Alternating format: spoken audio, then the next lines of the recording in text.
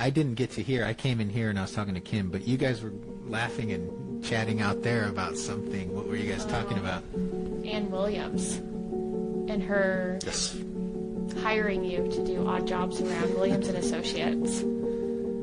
She said that Shirley was worried about you because you were getting bullied in school at the time. So to take your mind off of it, Ann found some jobs for you to do at her office. I guess so. Let's start with your full name and who you are. Dan Skaggs. Shirley was my stepmother, and she was married to my father, Stephen Skaggs. And now, the story of phone calls, interviews, case files, and Josh and Amanda spilling it all. I'm Amanda Fallon, and this is the Shirley You Can't Be Serious behind the scenes. It wasn't necessarily the being bullied in school. It was more like I didn't care about a lot of things at that point. So I was getting in a lot of trouble, just hanging out with the wrong people, and she caught wind of all that, and I was being kind of an asshole at home and wasn't listening to her because she was in charge while Dad was locked up. So, you know, she just didn't want to tolerate it anymore. And she's like, I'm not going to give you the opportunity to get in trouble. You're just going to go with me to work, and then when you get home, I'll be here. And then on Sundays, you're going to go to church with me. And I was not the church-going type. And then it evolved into 3 days a week going to church. Was it like the Pentecostal, like very... Assembly of God, I think is what she was a member of. And then the work was like, I only remember bits and pieces of this, but it was like opening these little boxes up, and then it was like these little miniature knick-knack things, and I had to count them. And that was what I did all day. And I hated it. I hated her for it. You imagine being 16 years old and you're being forced to do slave labor and go to church and do all these things that you don't want to do. So, yeah. Yeah, it sounded, when she told us about it, it sounded like they just put you in a warehouse. And I just imagined you lifting boxes and... That's pretty much all it was. Yeah. But I was not hired. I was not paid for it. He didn't get paid for it. Oh, no, I didn't know that. Oh, yeah. She might have got paid for it and just pocketed it. I don't know. Yeah. All right. Take us back to the beginning. Do you remember the day you met Shirley? I don't necessarily remember the specific time frame. You know, I was young. Like I said, I was probably 12, somewhere in that neighborhood. And I knew her because she only lived like 100 yards away from us, from where our house was. So I remember seeing her as I'm walking down the street, coming to and from school, and I knew her daughter because she babysat for us. But I think I heard somewhere along the line, maybe when I was living in Alabama, that he was dating her. And I was like, oh, yeah, I remember the lady down the street, you know. Oh. And I came out visiting over the summer, and she was around all the time because we would go places. They like to drive and go look at mountains and scenery and that kind of stuff, so I'd always tag along. Well, I had no choice, but yeah, that's how I met them. They were still dating at that point? Yeah. Or Yeah, they hadn't gotten married yet. And then I wasn't sure I wanted to live with my dad or my mom, but you know, I was closer with my mom. And so I moved with my mom to Alabama. And then when I came back, they were married. So they got married in the in-between time. They were married, and I spent the summer there with Leslie. And then when it was time for Leslie to go back, I stayed. So that's how it worked out. Okay. Yeah. And that's where your adventures began with Eddie. Yes. Yes. Are we ready to talk about Eddie? Hold on, before Eddie. So you were not at the wedding? I was not. Okay. There's a journal entry that Shirley has, and she wrote, "The boys decorated the truck." So I just assumed it was you and Eddie. But it might have been it was probably Eddie and his buddies, because I wasn't at the wedding. How old were you at this time? 13? Or were you... Well, I turned 13 there, I think. So that had to be in... What grade was I in? Was it 7th or 8th grade, somewhere in that time frame. So... Now on to Eddie. Yeah. So what was life like with Eddie and the home? You know, he picked up the big brother thing pretty good. I mean, they picked on me, you know, in a good way. They would hold me down and torture me, tapping on your head and doing all that kind of stuff, you know, and they would get in trouble and make me swear to God that I would never say anything to the parents. They threatened me in a good way. But you still felt included with Eddie and his buddies. Well, yeah. I mean, they would let me hang out with them. You know, I was probably an annoyance at the time, but I wanted to hang out with those guys, and they would do cool stuff. You know, they were always working on their cars and cutting up and doing all kinds of things like that. So I fit right into that, you know. But then they, you know, when they started getting into their trouble, and they started including me on all those missions, you know, and I was part of that. Yeah, so, like I don't know if he ever told you about stealing all the tires from the telephone company. No. Yeah. Hey, he told us a lot, though, so that doesn't shock He told us he stole some tires at a party just for fun, just to... Oh, no, there's more to it than that. So there was a Bell Telecom company down in town that had the big, tall chain link fence around it, and we all went down there on a mission, and we climbed the fence, and we put all their work trucks on blocks that night. Threw all the tires over the fence, and they rolled them all up to the vehicles, and we took them somewhere. I don't remember where it was, but yeah, probably at least 20 sets of tires. It was like a 3-4 hour adventure. News Service 2 presents Alaska Nightly News with Victor George, Linda Taylor, and the entire Channel 2 News team.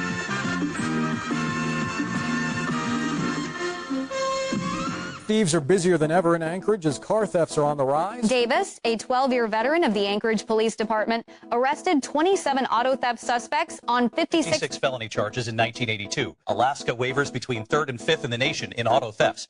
An 18-year-old Anchorage man who pleaded no contest to stealing 2 vehicles late last year was sentenced Monday in Anchorage Superior Court to 4 years probation. Edward Barton Carroll, a warehouseman at Providence Hospital and night watchman at a funeral home, will serve 30 days in jail as a condition of probation. Carroll was ordered to pay more than $6,000 restitution. The exact amount will be determined at a hearing on August 16th. According to the police report, Carroll replaced parts in his own 1977 Chevrolet Blazer with those from the first of the stolen vehicles, a 1981 Blazer. Police say Carroll and some friends then allegedly took a 1981 Chevrolet pickup from an Anchorage driveway in December. So how old were you when that happened? 13. Yeah, you were just a young... Oh, yeah. And Eddie's how much older than you? I think he was closer to 18 when I was, so maybe 5 years older than me. But Eddie was born in 65. okay, so he's 5 years older than me.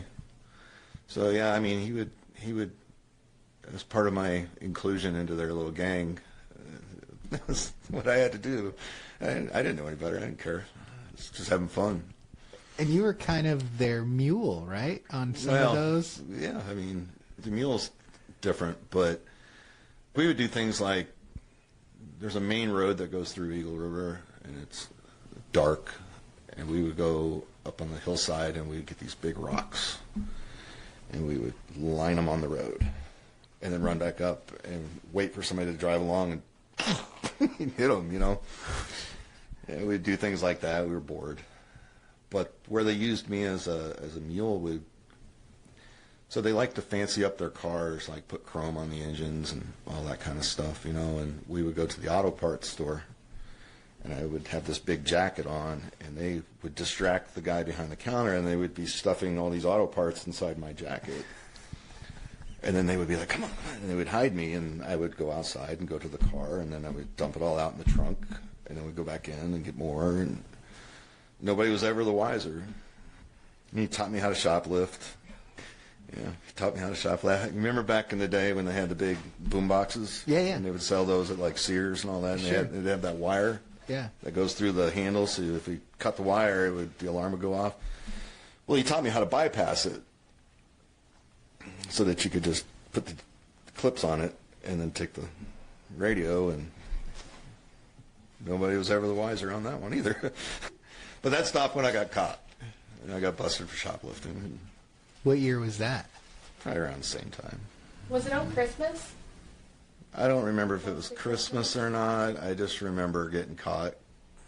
Same store that robbed 100 times. And, yeah, it was in a mall. Because I remember we walked out of the store, went into an arcade, back when they had arcades, and we were there playing video games, and they put their hand on your shoulder, and they were like, hey, come with us. And I had to call my dad, and he'd come pick me up. And how was it? How was the experience with your dad and Shirley when that stuff happened? They didn't know about all the stuff that Eddie was doing. Yeah. They just knew about me getting caught shoplifting. I mean, all that stuff where he went to jail and all that was like right when I left. So that all came out. But Eddie would say things to me, because I had a newspaper route that I would either walk it or I would ride a snowmobile or whatever was the case at the time. And he would start asking me, hey, if you see like toolboxes and things like that hanging out, you know, hey, try to grab them and bring them back, you know. And I remember going into the shed that was open and seeing this huge toolbox, and I was almost out of newspapers, and I had the big bag. I was just filling all it with tools, you know. And I took all that to him, and he started yelling at Eddie. Started yelling at me because I had somebody's initials all over them. They had etched the initials in the tools. Oh. I'm like, it's dark. Yeah, where's the thank you, Eddie? Right. So I don't know what he did with all that, but I'm sure he etched out of it, grinded it off. But yeah, those were some of the things that we did. No, I guess one of the reasons I asked is Shirley talks about views on stealing, because her first husband stole cars, and then she just very casually told Amanda, oh yeah, our house was full of stolen stuff. There was a stolen car in the garage, there was all this stuff. And so it makes us wonder. I don't think they found out until after I was gone, so I wasn't really. I think Eddie got arrested like a week before I left, so I don't think all of it had come to light. And so, you know, like when I got caught shoplifting, it was just my dad that dealt with me, and it wasn't as harsh as I thought. I had to repay whatever my penance was that the court put on me, a couple $100. So I had to pay that back. You know, my dad paid it, and then I just got worked to death. And I think I got grounded for a week or two, and that was it. I never did it again. But there's a story. I don't remember Shirley being involved with that. Well, your dad told us a story about a shotgun getting stolen. Were you around for that? No, I don't remember anything about a shotgun getting stolen. Because he said the boys took a shotgun out of a car, and I think that was Eddie and his friends. It was Eddie and his buddies. Yeah, that sounds about right. Your dad did tell us the day that Eddie was arrested, he was upstairs taking a nap, and the cops just busted in the house and were banging on the bedroom door. And they ended up they had a search warrant, and they ended up emptying the garage, finding all this stolen stuff that Eddie had stolen. Were you there that day? I was not there. Okay. I had to have been gone. I think one of the interesting things for us to hear that story is when you know the context of everything else, mm-hmm. right? And it makes you wonder, like, yeah, your dad, I mean, that'd be scary for anybody, but it also makes you wonder, are there other reasons why he was scared? But that's a good point. Right? And it makes you wonder if the law enforcement had ulterior motives and just used Eddie as an excuse. Because I couldn't imagine it doesn't sound like the cops really cared about a lot of stuff that was going on over there. Well, you have to remember, too, that was a small town in the middle of Alaska. That is true. That is true. So there's limited resources there when it comes to the police. And, you know, it's a much bigger place now, so I could say it's probably a lot different now. But, you know, when we were there was nothing there. It was just small. Nothing to do but get in trouble. There's no movie theaters. You had to actually get on a bus and drive into Anchorage to go to the movies, which I got in trouble for that, too. I would just go with my friends. I never said anything to anybody. And I would get home till late at night, and they'd be like, where have you been? You know, like, well, went to go see a movie. Yeah. No, will you tell us a little bit, just kind of paint a picture about what it's like growing up in Alaska and what your favorite parts and what your least favorite parts? You know, I would say the least favorite part is the damn cold there. I mean, it's cold in the wintertime, you know, and the snow. Because I can remember snow so deep that you can't get to your car. You open your front door and it's just white. Heavy snowfall. It was fun for like going sledding and all that kind of stuff, but there was really short days, really cold weather, you know, being locked up in the house all the time. Now, the summers were great. You had unlimited sunshine. I mean, it would be 11, 12 o'clock at night, and it would be nice and sunny out. And you know, the way I grew up, we were big hunters and fishermen, and so we would do a lot of fishing, a lot of hunting. So those are probably the best parts about it.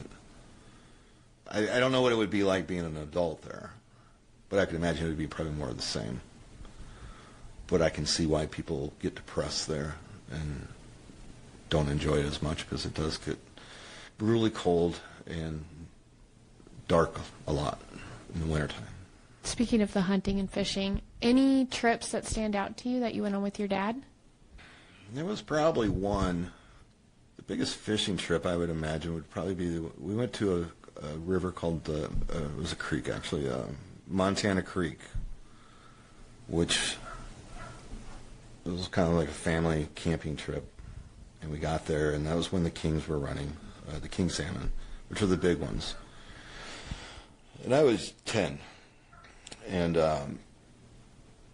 we got there, and I pretty much fish on my own. I learned at a young age, and I would just go off on my own and do my own thing. But when we got there, we went to they had a little store there that was like, you could buy lures. And, oh, yeah. And we got in there, and they were having a contest for the biggest fish. It was opening weekend. So they were having a contest for the biggest fish that weekend to come out of the river. And so my dad signed us up for it.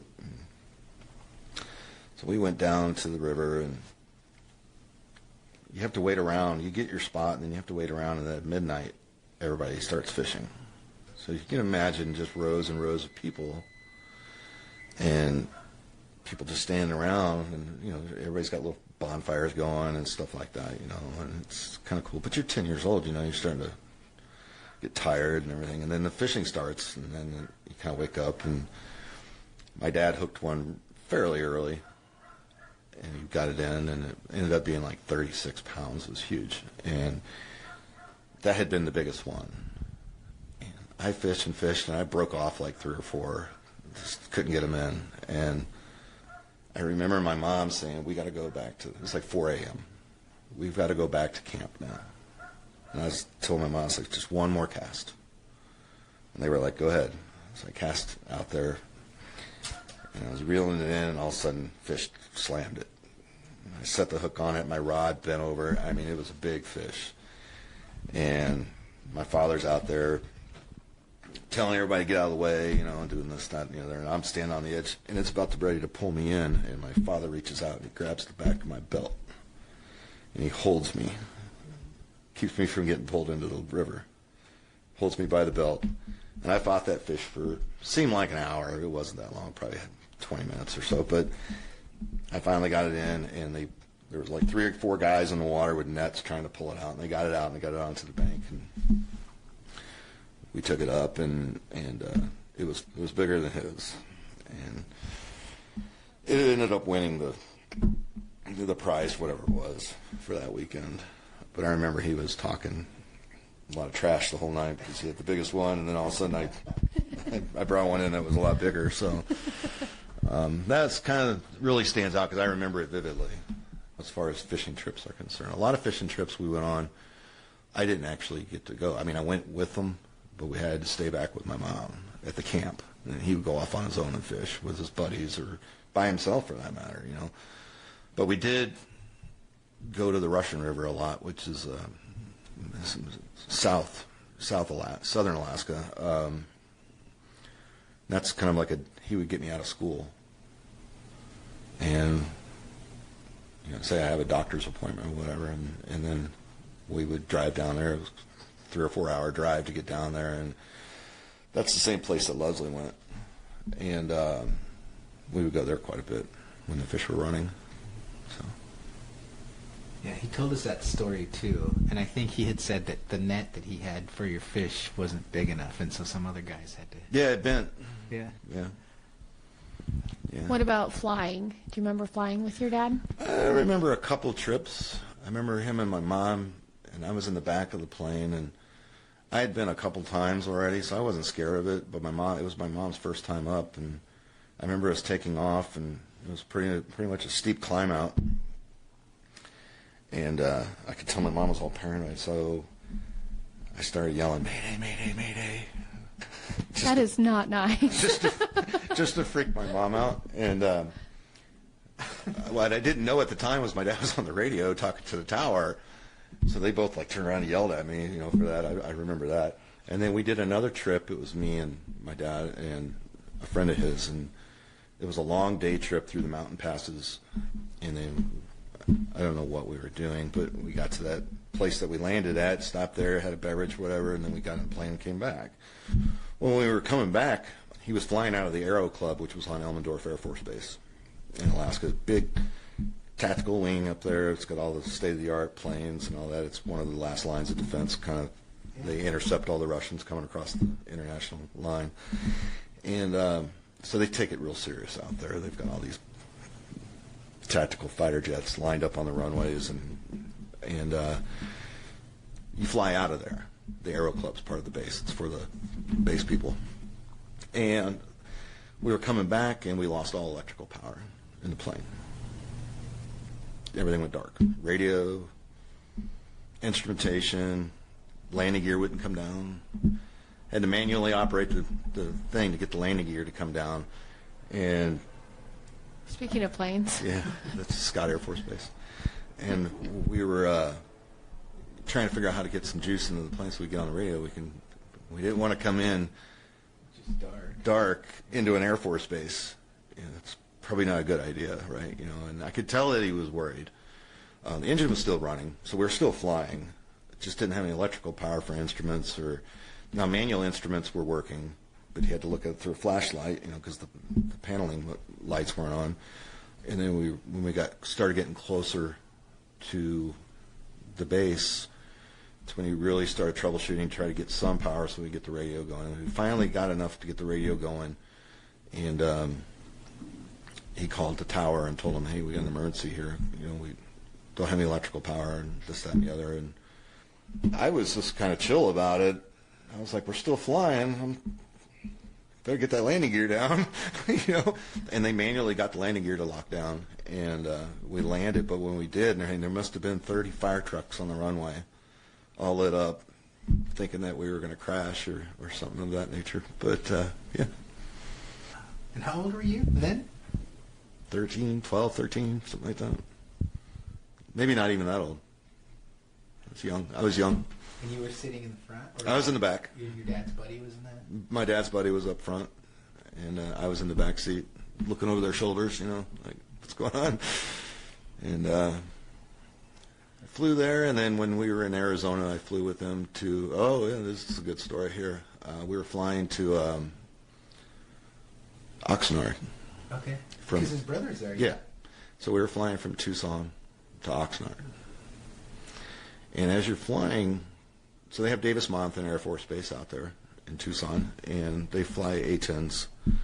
And we were flying west, but we ended up going over their test range where they target practice. And you can fly over it, but you have to stay within certain altitude limits. Like, we know the planes are down here. You can't be down there. You can be up here. And we're flying along, and I guess my dad didn't realize what was going on where he was spatially. And then all of a sudden, the A-10s pulled up on our wings, and they were trying to tell us to go away. So it was kind of cool. We got intercepted. Yeah, that happened. We had to take evasive. We had to go higher, get out of their airspace. And that was in his plane, right? The Mall 6? Yes. That was in his airplane. Do you fly? No, I don't. He let me fly a couple times, like trying to show me how to do it and everything, but That was like when we went on like a hunting trip that was a long flight. He would let me fly, and he would pretend like he was strafing people on the ground, and because we'd fly around looking for the herd, the caribou herd. We went hunting off of he got permission to land on an airstrip that was being used by oil companies out in the middle of nowhere. And we landed there, and we set up our camp, and they had a lodge there, and we went over, and they had killed a caribou, and it was hanging outside the lodge. And it was like a bar for the oil workers, and the oil workers would party in there at night, and then they would come out, and we were talking to them, and we were setting up our hunt for the next day, and then they told us that there was a dead deer out there hanging, and be careful because there's grizzly bears out here. And we were like, oh, okay. We set up a tent, and bears weren't really anything new for us because they're out there when you're fishing. They're out there when you're hunting. You just got to kind of be mindful of what your surroundings are and make lots of noise. So we went to bed, and we were going to get up in the morning and go hunt, and as we're sleeping, all of a sudden, all hell breaks loose. Gunshots, and people screaming, bear, bear, bear, and all this and everything. And we thought, I asked my dad, I was like, is there a grizzly? And he's like, oh, there's oil workers, they're drunk, they're just probably trying to scare us since they know there's hunters out here. I didn't think anything of it and went back to bed. We got up the next morning, and the deer's gone, or the caribou's gone, hanging. It's just little pieces of tenderloin hanging, and there's bear scat. Like it scared the bear off, and we got airborne to go look for the caribou herd, so we knew where to hunt, and we saw that bear running through the tundra, big old grizzly. Yeah. With the caribou in its mouth? Was it like I don't remember if it did or not, but it was a big grizzly bear, and we ended up landing back at the strip, and then the guy in the truck took us out there, and we stalked some caribou and we shot them. But then I remember I was like, there's a grizzly out here that's going to smell this, and we had 2 caribou we had to clean out, get quartered out so that we could haul them back to the street so that the guy could come out and pick us up. And I was a little nervous, but we didn't see the bear anymore after that. In some of Shirley's journal entries, she talks about the dynamic with the kids. Can you tell us a little bit about that, like with the 2 girls and with you and Eddie? What was that relationship like? Eddie I was cool with Eddie. Crane, she was evil at that age. She was evil. I mean, she didn't care. She would tell you how it is. She was I don't remember her being nice at all. She would yell at you, and she was just that age, She was, what year was she born? She's 66. So her and Eddie are only 1 year apart. Yeah, so she's 4 years older than me. So if I was 13, she was 17. Yeah, so and perfect age to be the annoying little boy. And she would have her own phone in her room, and she would slam her door all the time, and she was in constant conflict with Dad, my dad. They didn't get along very well, and and Shirley, it's just dealing with a 17-year-old, and she didn't. You would think she would have that big sister relationship with Leslie, but she didn't really have that either. Not really. She had her own agenda. It wasn't. I remember in Arizona, she was a lot more chill when I was older. Of course, she was growing up a little more. I remember she had a room at the end of the hallway. So I remember, but she wasn't there all the time. That's a little foggy. But she didn't live with us very long. Maybe she did after. Because I remember when Dad was in jail, she was there. She kept telling me not to fight it. Shirley. We butted heads, really, we did. You and Shirley? She was a nice woman, she was. But I was at that age, 16, where in any normal circumstance, you'd still be an asshole. But, with everything going on in my life at that time, I did not care. Did not. And her and I were like, clash. But you chose to live with them, right? At that age? Yeah. And that was... Well, when my dad was there, there was no conflict. It was after... Because she wanted to call my mom. And I knew what my mom would do. And I didn't want to leave. I had really good friends there, and I loved it out there. I was like, I'm not leaving. And that's what I told her. I was like, I'm not going anywhere. We got to let this play out. I was like, because he says he's innocent, so let's let the court of law deal with that. And so my mom knew nothing about it. I never said anything to her. And how did your mom find out? The newspaper, the Military Stars and Stripes newspaper, because she was over in England. They were in the military out there, and the base newspaper came out, and when he got convicted, it was all over that. So she read it, saw his name, and was like, what? And that's when she called Shirley. And Shirley gave me the phone, said, here, deal with your mom. And my mom was on an airplane like 2 days later. Come out and get me. Yeah. She goes, how long has this been going on? I'm like, a good while, 8 months. Yeah. So you were in England when the sentencing and everything? Oh, no? When the verdict and the sentencing, I was still here. I was still in Arizona. Okay. Because I remember having to write a letter to the judge. And, yeah. It was after all that. He got convicted. I never went to the prison until after I got back from England. So I was probably 18 by then. Yeah. Do you know what happened to that letter that you wrote? Because Amanda brought you a letter. Yeah, you said you There's had... a letter your mother wrote. Yeah. Have you ever read that? No. So you visited later. Well, Shirley talks about a time you had moved with your mom, and your mother, Carol, called Shirley. I don't know if it was a few years later or a few months, but Carol basically asked her if you and Leslie could fly out and go visit your dad in prison for the weekend, that you guys needed answers. That's when we got back from England. Okay. All right, so we had flown back to the States, and we were staying at my grandmother's house for like a week, and then we went to Scott Air Force Base, which is actually out here. That's how we got into this area. And we were living in base housing at the time. And then when they finally found a house, which was nearby here actually, at that point is when she reached out and said, hey, I'm going to send them out to you. Can they stay with you? And will you take them over to the prison or Florence? And so that's when that happened. So we flew out there, and we stayed at her condominium that she had, because she had sold the house. So she had a condo. That's when she was still working at Hughes, the aircraft place. And I just remember that long drive to Florence. It's a long drive. And then we got there and had to go through the whole process of getting in. And then I remember sitting out on like picnic tables outside. I don't think she went in. I think it was just me and my sister that went in. I think she waited in the car until we were done. Yeah. But we didn't get any answers, even then. Did you see him again after that? It's the only time I ever went out there. Didn't see him again until 30 years later or whatever it was.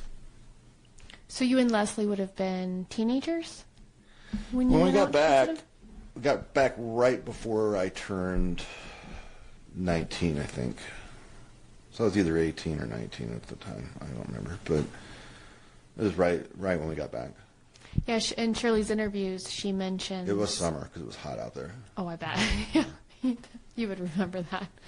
She mentions Leslie was especially sad. Like, she really was hoping for answers. And she still is. Yeah.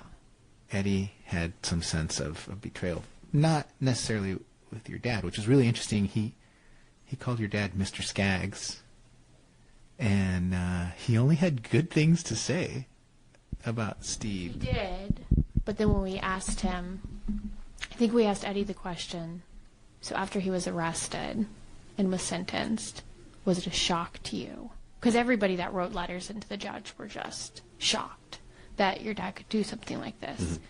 And Eddie responded and said, no, looking back, the writing was on the wall. And he compared him to Robert Hansen. Do you know that name, Robert Hansen? He was also known as the Butcher Baker.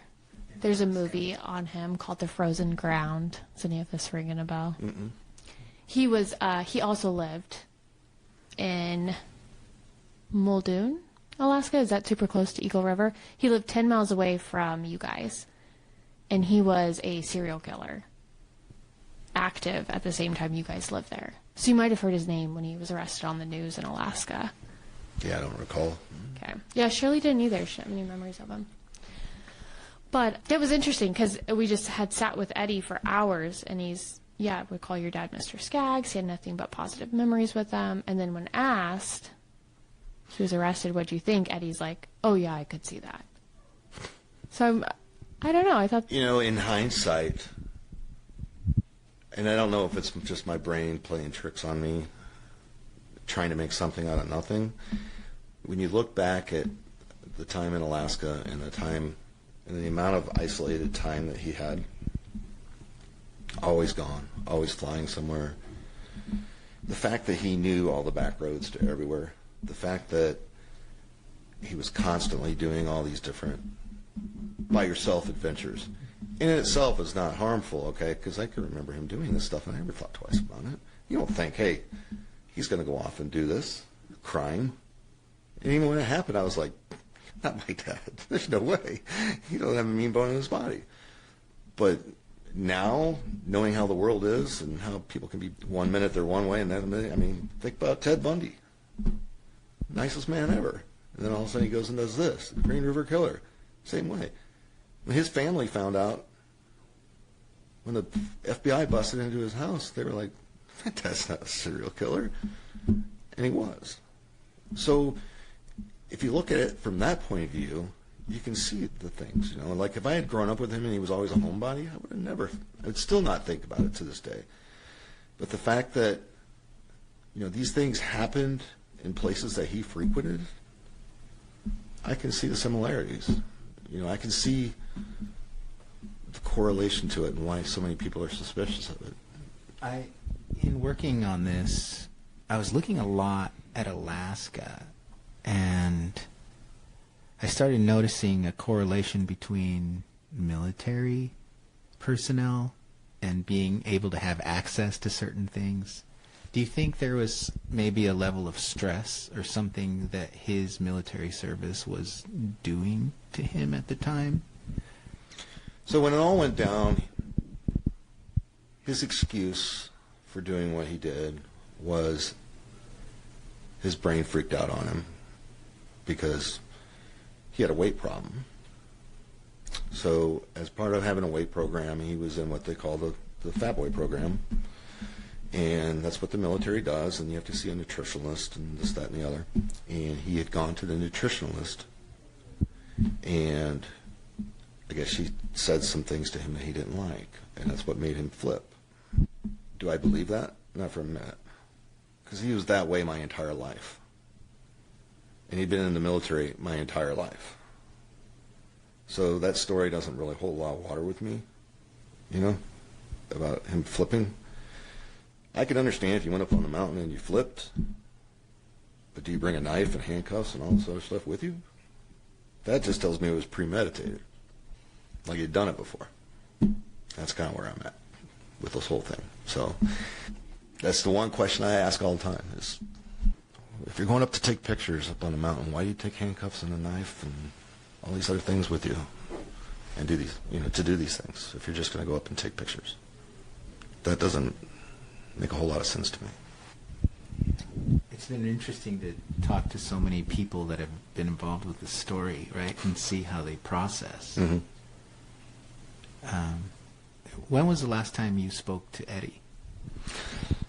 Before he got arrested? It's been a long time. That's a long time. I haven't seen or talked to him since I left Alaska. Wow. Yeah. I don't remember what the whole story was behind him getting arrested. It was just like one of those things, he's in jail. All right. And, Not shocked. it was those things that I remember are really foggy. I know.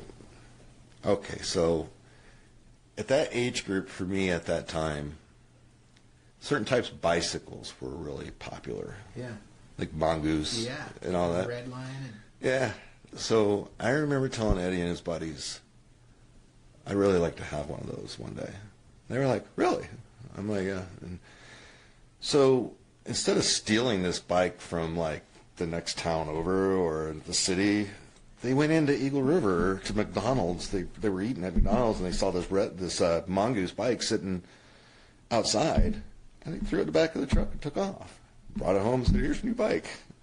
I thought that was the coolest thing ever. I was riding that thing around everywhere. And well, they didn't tell me where they stole it from. So the school badass at the time was a guy by the name of Bruce Marshall. Oh, no. That was his bike. So I didn't know that. I didn't even know it had gotten stolen from him. And we were riding it. I was riding in town, and I went down to one of the stores or something like that. Well, one of his buddies came out and said, hey, that's Bruce Marshall's bike. What are you doing with it?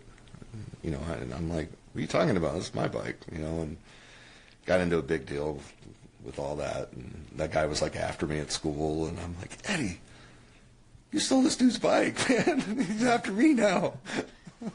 So, yeah. So did you give it back? I don't remember now. Probably. You kept it. I don't remember now, but, you know, yeah, I forgot about that. But, yeah, that was scary because this guy was like, you know, I was a scrawny 13-year-old, and this guy was like all jacked up, like probably 18 years old. I don't know. Yeah. I just remember him. I was in class, and he came to the window in the door. He was looking like right at me. I'm like, what's this dude looking at me for? You know, and then he was trying to get my attention to come out in the hallway. And when I went out in the hallway, he's like, I know you stole my bike. You know, and I was like, oh shit. And I told Eddie about it, and Eddie didn't care. He was just like, whatever. Yeah. Eddie, little dirtbag. Yeah. Do you have any memories of your father's parents? Did you ever meet? It sounds like your dad's dad died when he was pretty young. Yeah, I never met him. Did you ever meet your grandma? Yeah, I met her. What was she like? I don't remember. No. I don't remember. I was young. I remember what she looks like, but I don't remember. I remember the area where they lived, and I remember I was walking around the neighborhood, but I don't ever remember having any conversations with her or anything. You know, she was old then, when I was young. And this was in California? Yeah. Was she in Yeah. Oxnard? Is that Yeah. where they ended up? Well, that was Yucaipa. Oh, that was still in Yucaipa? Yeah. What about his brother? Do you know your uncle? Michael? Yeah. Yeah, I was Facebook friends with him right before he died. And his daughter, Robin. She's Facebook friends with me. She lives in Atlanta. What, so you don't really have any memories of your grandma, but do you ever remember your dad's relationship with her? Do you remember him calling her often, or? I don't remember any of that. The only thing I remember is that when she passed away, he got left some money, which is what he used to buy his airplane. And Yeah, he got left, I'll tell you, because I have it. I'll send it to you. We got the archives department. Yeah, $7,336. It's a copy of the check. Shirley still had that in her file. Get out of here. That's it? Yeah. That's what he bought an airplane with?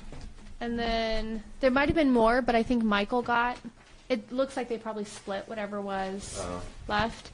And then this looks like, this is her notice of death. And then Shirley also had her certificate of death. See, I didn't even know what her name was. Onita? And this is her death certificate. Wow. So we brought all these documents for you. These are actual documents that Amanda has. That Shirley kept on. It drives me nuts knows that you got this stuff. And you've got the transcripts, too, from the... So Well, this is all yours now. I'm leaving this with you. Okay. And also, we have an archive that we couldn't print it all out to give you. Oh, it's over 1,000 pages. But we'll give you files. Yeah. You should have all of this stuff. I tried years ago going through Pima County to try to get transcripts, but I didn't know the court case numbers or anything like that, and I was really having a lot of resistance trying to... I did too, and they told me it didn't exist. Yeah, that's what they told me. And I said, there's no way it doesn't exist. He served time in jail, and he's the prime suspect in a cold case. This has to be somewhere. So then, and I asked to speak to supervisors. Then it might have just been the luck of the draw. I got this really nice lady in the archives unit. It took her about 3 months, and she found the box. And then it took another 6 months to digitize it. And then she sent it to me. So I have it all digitized. So I'll send it to you digitally. But you're gonna get me all caught up in this. I was met with a lot of, we don't have that. It doesn't exist. I just gave up. I was like, you know what? Whatever. I'm not going to spend a whole lot of time on this. You know, and I didn't try much more after that. I wanted to see it all, but I wasn't expecting that kind of resistance. I was dealing by email, though. I wasn't talking to her on the phone. I mean, I had to go through all these different people to get to the one I needed, and then she just got real snarky with me, you know, so I kind of got snarky back, and then she kind of said, let's conclude our business together, or something like that, you know, and I'm just like, you probably didn't get the same girl I did. Yeah. What year, do you remember what year that was? I don't know, maybe 3 or 4 years ago. It wasn't that long ago. Oh, so it should be digitized. Because I reached out in 2018. So she would have digitized Maybe it was around then, too. I don't know. It was a while ago, but I'm terrible with time. You know, I tried, and I was trying to get anything, trying to find any kind of archives and all that, and I just kind of figured it didn't exist because it's been so long now. You know, it was in the 80s. It's an eternity for some people. Well, and it's what I run into a lot, too, is a lot of police stations and courts went digital in 1999. So if it's a case that happened before then, there's a good chance it's just sitting in a box in a basement somewhere. So, That makes sense. And I think that's what we're running into with Alaska. Because I've called the Anchorage Police Department, the Alaska State Troopers, and I'm getting nowhere with Alaska. It's like he just disappeared in Alaska. It's the craziest thing to me. Because well, he never got arrested. He didn't, but there's a paper trail in the Mount Lemmon documents and the Joan Archer documents that show that Alaska State Troopers and the FBI were flying out to Arizona and coordinating with the Pima County Sheriff's Office. And Detective Gurkowski from Pima County Sheriff's flew out to Alaska. So they were making trips. So there needs to be some sort of record in you would think. Alaska. Yeah. So I did run into that.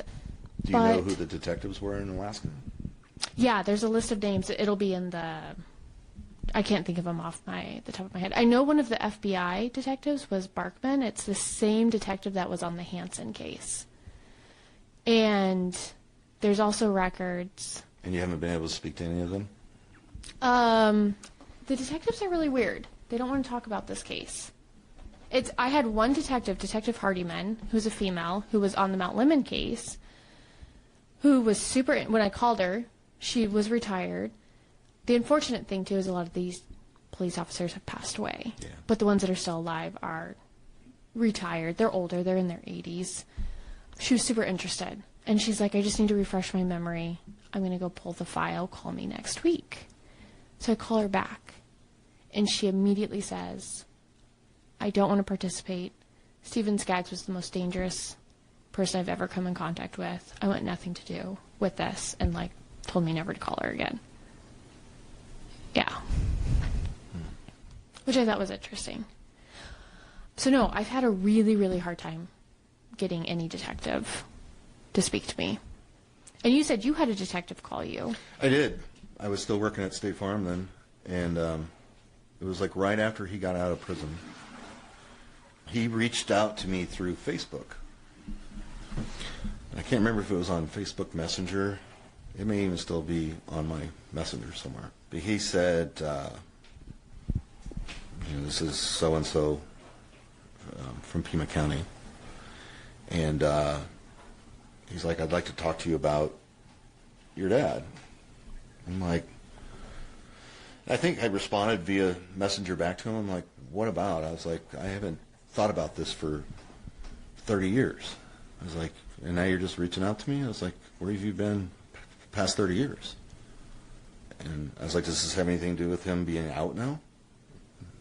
And what I didn't know at the time was that they had been trying to talk to him. And he was just kind of blowing him off, like he didn't want to talk to him. And so I said, yeah, you can call me at such and such time when I get off work. And he did. He called my mom, too. And he was basically asking me what I remember. Behaviors, things of that nature that was going on back then.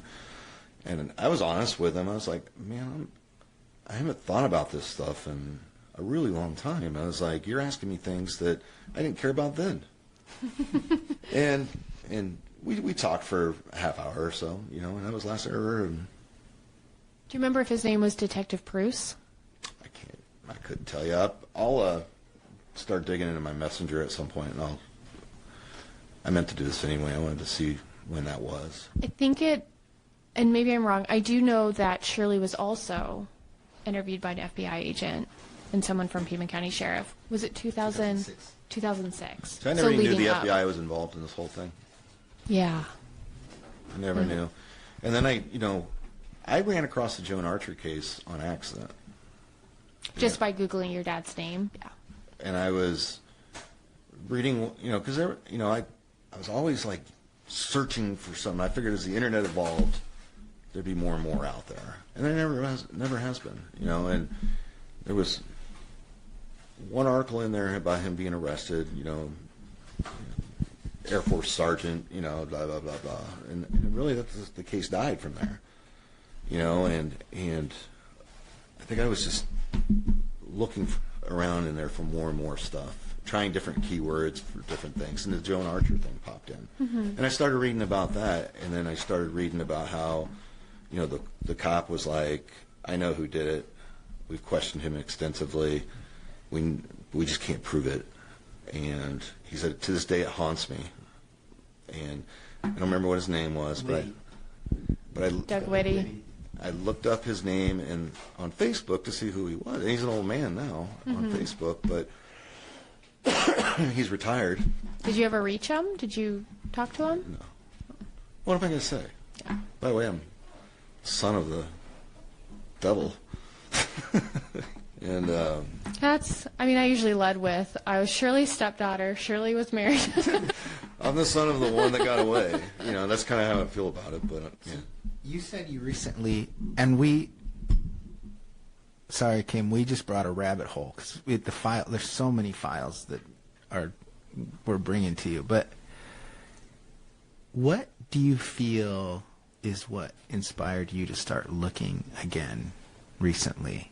When to Pima, and what do you think is inside of you that you're searching for? I've always done this since. All right, so when I was in the military, I would get letters from my dad, and I used to write him as often as he wrote me. But then I stopped. I had children, and he would never acknowledge them. He would be like, hey, I met this girl, is a pen pal of mine, I want to buy her a present, can you send her a present for me? And I always thought that very strange, like, hey, what are the grandkids like? Can you get this for them? He never wanted to start a relationship. So that started making me see him in a different light, and I started getting bitter with him over that, which made me start thinking more about the case.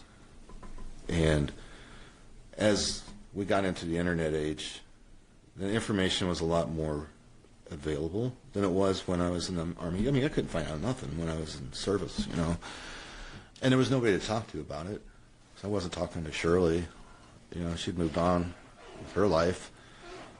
And then I started reading more stories on the internet about it. Because I've always wanted answers. I've always wanted to know why, I never once thought he did it more than once.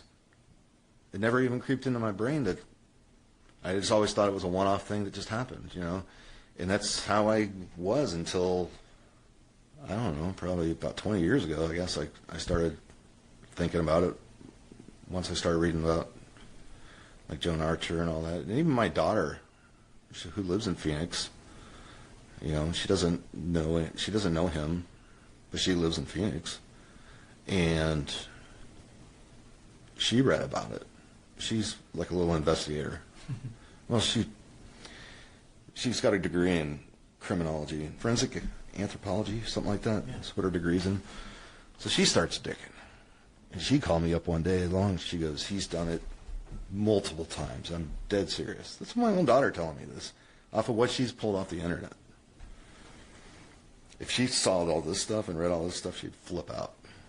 But that, when she was talking to me about that, and it just got me thinking and looking more and more and more. And then you popped up out of the blue and started talking about all this other stuff, and now it's like information overload, you know.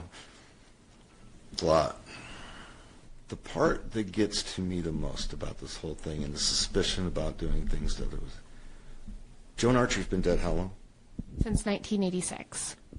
And nobody knows who did it. Her body was found the day before Mount Lemmon. Yeah.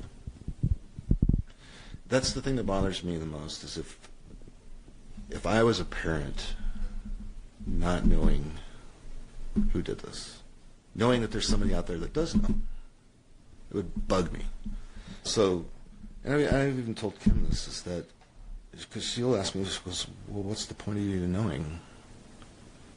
And from a third-party perspective, that's true. I mean, something that happened 30, 40 years ago. But if I knew that my dad did this, and I could bring some peace to somebody knowing that, hey, they were right, the cops were right the whole time, I would feel better knowing that. I guess that's the good in it that I can see. Nothing good comes from dragging all this stuff back up again. Really, it doesn't. You know, but has there been justice served for what he did to those two girls? In the state's eyes, yes. Okay. They would probably argue. But if there was other people involved at some other junction of time from the same person, justice has never been served on those, and it probably never will be. But if he were to die, my father were to die tomorrow, and I knew the truth, I would tell him. I would tell him. And I would feel a lot better about the whole thing. But I don't think that truth will ever come out. Even if it is a truth, nobody knows, you know. But I'm one of these types of people that believes where there's smoke, there's fire, and there's too many things that point that direction. And if there was evidence out there at one point that got botched up because of a technicality, you know, it doesn't make you innocent. That it existed and they didn't do it right, it still doesn't make you innocent. I think I'm still holding out hope that your dad will want to talk to us again and maybe share his story further. And so there is a part of me that's, he'll call us one day, you know, he'll share it. I don't think it will. I know. I'm going to hold out hope, Dave. And I have been, and I have been on the fence for a while now about just point blank asking him. So you've never asked him? No. Has Leslie ever asked him? Yes. Okay. And that's when he shut up and told her, because she was trying to get the information from him and he would not participate. Did she just ask him if he's ever done this? I believe so. That's the direction that conversation went, when she said he would not give her the answers that she wanted on that. And she got really angry with him. And that's when he said, just get it out of your system. And when you're not mad anymore, you can talk to me. So he made it about him. And I had every intention of bringing that up when we went fishing, but when I saw what his cognitive ability was at that point, you know, that's why, you know, Kim went with me, and you know, she knew I was planning on doing that, and we finally got there, and I just looked at her and I said, I'm not even going to go through with this. I was like, it's not going to go anywhere. And he had just had a heart attack, right? Yeah. He was still suffering the side effects of the lack of blood to his brain, and he was really slow about things. If he had been in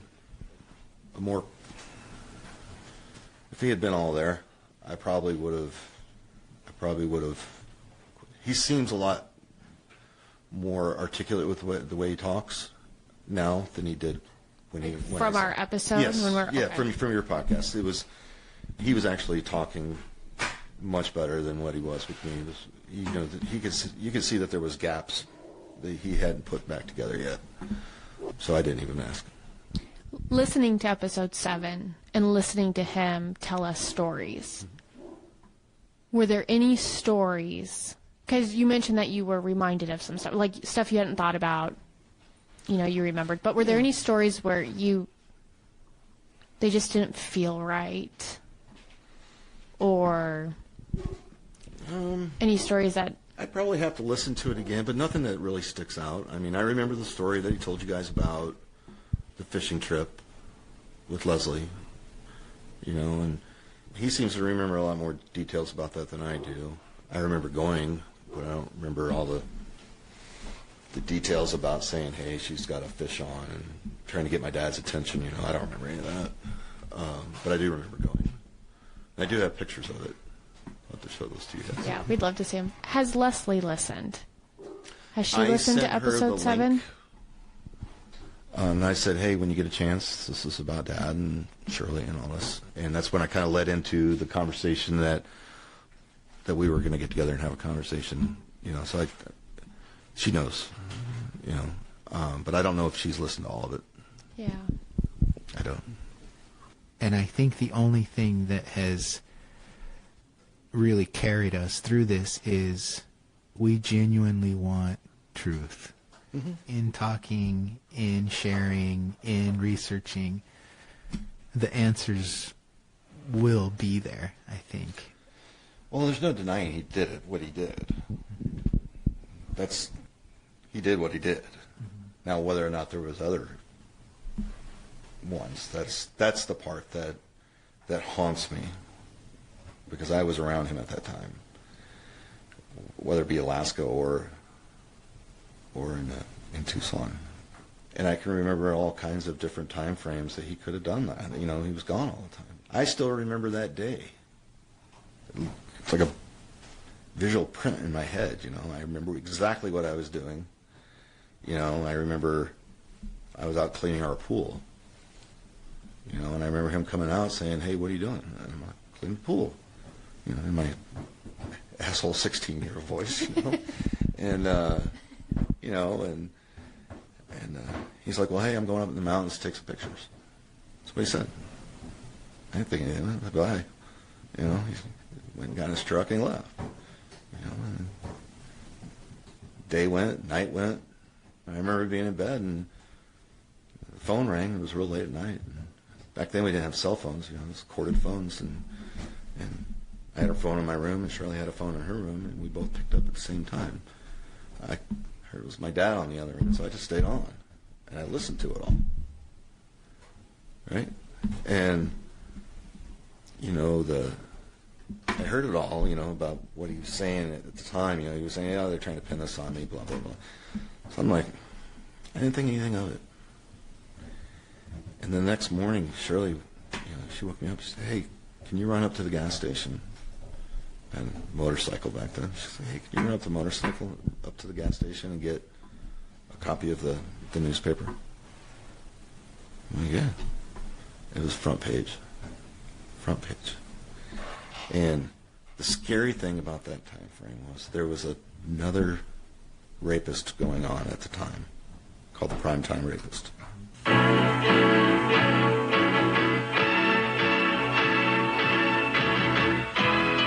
KVOA Television 4 Tucson.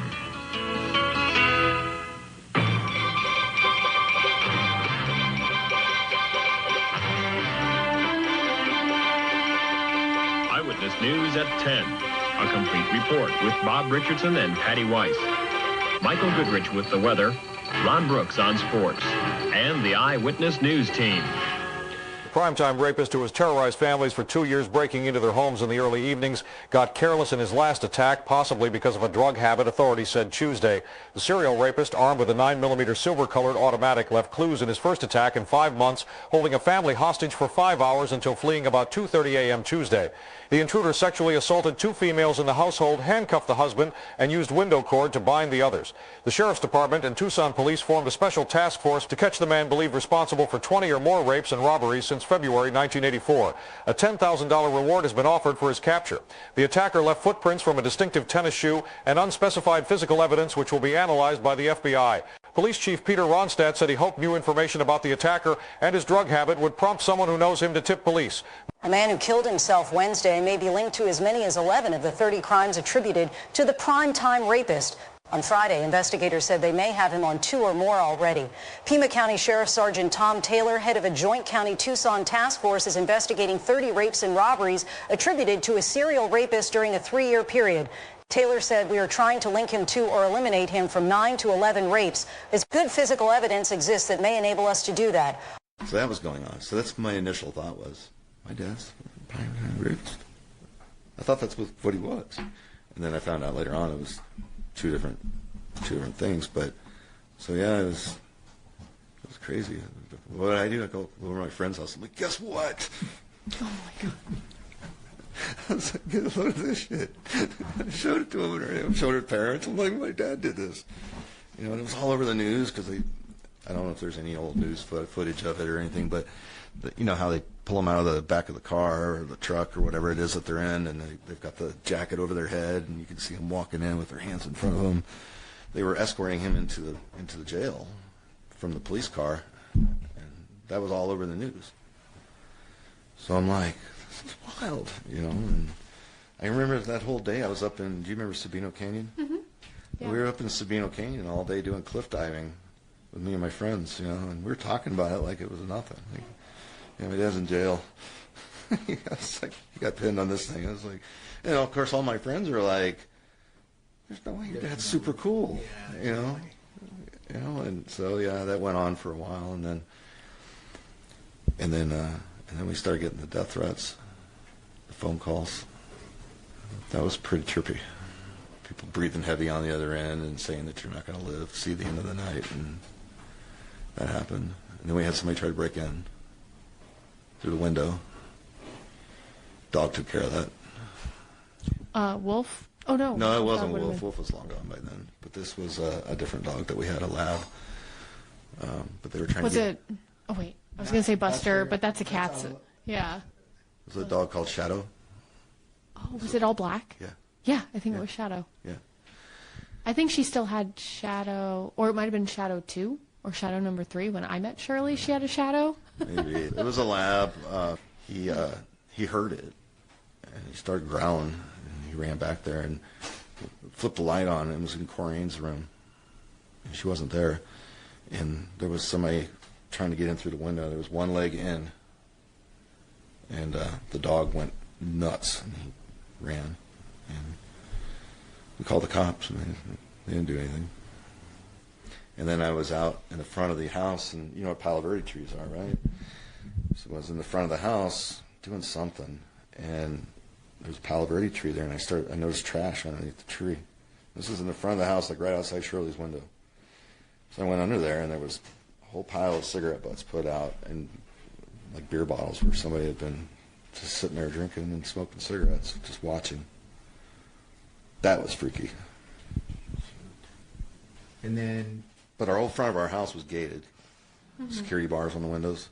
The only way anybody could get into our house was through the back, which was difficult at best because we had a big fence. And is that the house we went to? Mm-hmm. Yeah.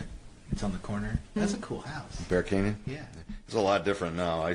I looked it up on like Zillow or something. Like, yeah. You know, like they gentrified my house. It's been modernized. It's a lot different than it was when I was living there. It's a lot different now.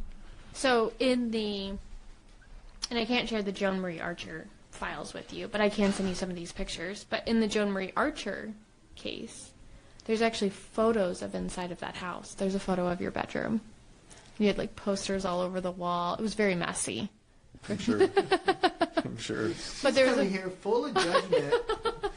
He's a teenage boy. I'll have to share some of those pictures with you of the inside of the house. Sure. Probably take you back in time. Yeah, I haven't seen inside that house in a long time. It was very pink. Shirley in your dad's bedroom was very pink. I do remember that. Yeah. Did you see the room that's got all the animal heads? No, there wasn't. But Eddie talked about that. Your house in Alaska, the big one you guys moved into, the 2-story one, he talked about the basement, the game room being all animal trophies. Yeah, our front room in the house in Arizona was all big antlers and animal heads and all kinds of stuff. He was a big hunter, so that was all over the place. And then, so whenever he went out hunting, did he, since he was such a good hunter, did he usually come back with game? Mm-hmm. He did. Okay. Yeah, I remember him going out in Arizona and killing wild pig, and we'd put them in the ground and with coals and stuff and do a big pig roast and stuff like that, and we'd do that all the time. And that's probably so good. Yeah. It was. And, yeah, I mean, he almost always got something. I remember the search warrant.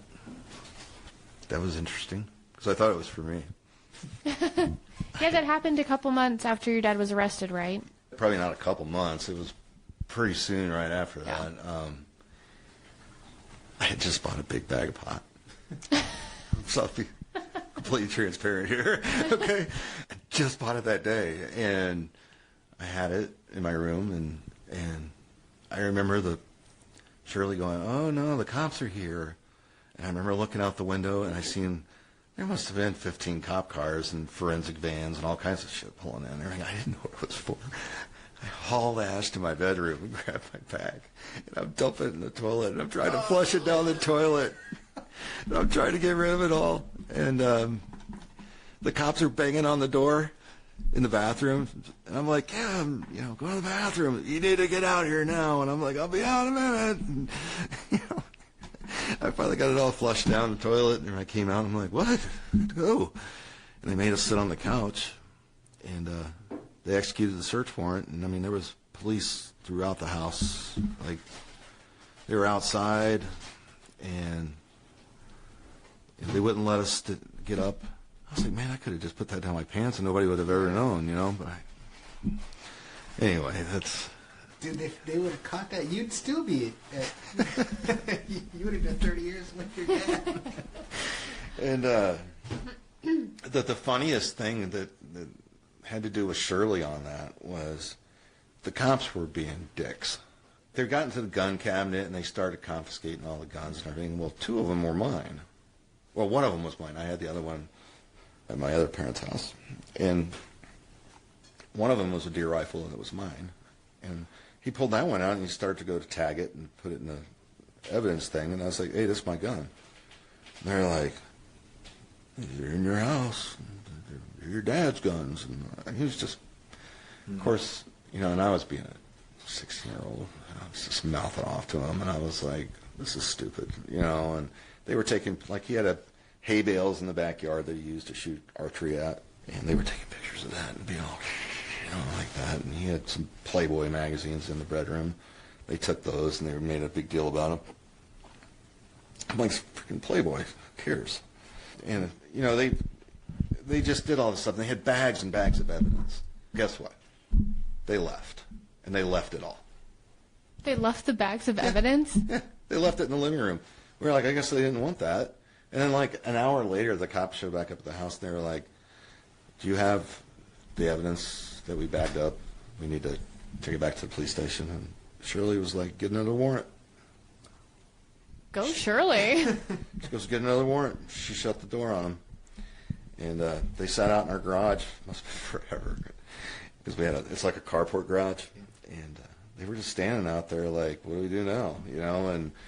And I guess they finally got a warrant, and we came back with it. And, hey, the Playboys are missing. But then it was their time to be assholes back, because Shirley was being an ass to them. And I could see Shirley had some... She could be snarky. Yeah. So they got their stuff, and they left. We would have gave it back to them if they had even asked nicely, but they were just being pricks. So we were like, "Get another warrant." What's interesting about that is, are you aware of how much evidence was mishandled by law enforcement? It's staggering. Even the FBI, there's a scandal tied. I think that's the biggest tragedy in the Joan Archer case is everything that could go wrong went wrong. Well, do you feel like we've tortured you enough today, Dan? Yes, this has been fun. Enlightening. Oh, good. I didn't have any clear expectations, but I expected a level of darkness because it's a very dark topic, I wish I had more to offer you with Shirley because I know that's important to you. I just don't remember a lot, and I wasn't really close to her. Why? Because you were high all the time. What's crazy, though, it's interesting to hear your perception, and just so you know, Kim, Shirley loved, and this is another one of those weird inside jokes we have about Leslie, and I so wanted to meet her, was Shirley never talked about Leslie. But it's probably, I think you cleared that up tonight, just saying, she was hardly ever there. But she just adored you. Well, let me share Let me share what my sister said tonight. I was like, this was on Wednesday. I said, hey, my house at 3 o'clock, because she asked what time it was going to be. I said, just be prepared to hear some difficult stuff about Dad. Okay, I wanted to warn her ahead of time because she's sensitive to that. And she responded with, you mean the truth? I said, pretty much. It's like there's a lot of different stuff out there that we've been talking about. I was like, FBI fucked up a lot of shit. She goes, I've always kind of known because he never denied it or apologized or tried to make good the mess he made. I was like, well, she's bringing police reports and this kind of stuff out here. I was like, I just wanted to prepare you. And she's like, oh boy.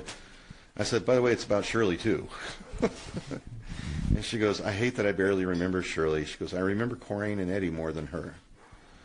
I was like, well, this might be enlightening for you then. I was like, you were young. I said, I only remember a little bit. And she goes, and then today, she texted me right at 2 o'clock, and she goes, I'm sorry, but I can't make myself come today.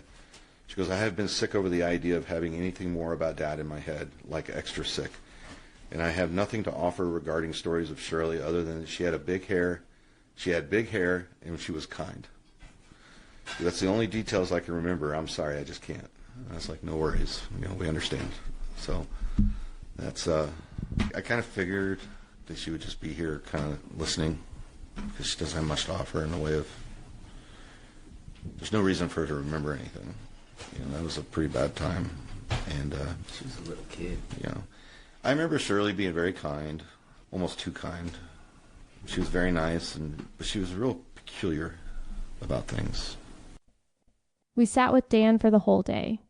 His wife made us a lovely dinner. As we talked, we connected over commonalities we hadn't realized all these years we both shared. As the evening progressed, the topics gradually grew heavier. Dan opened up more, and with the same caution of finding out potentially painful details, he exhibited the courage to want to be at peace with it all. In the next episode, we visit some of the questions he is in desperate need of answers for, and the ways he's coped with not having them. Coming up next time. Not a clue. She called the cops, too. Yeah, they were looking for me. Wow. And he drove down the mountain, and he parked at the bottom of the mountain. He said he could have got away, but something made him stop, and he stopped and waited for the police to finally arrive.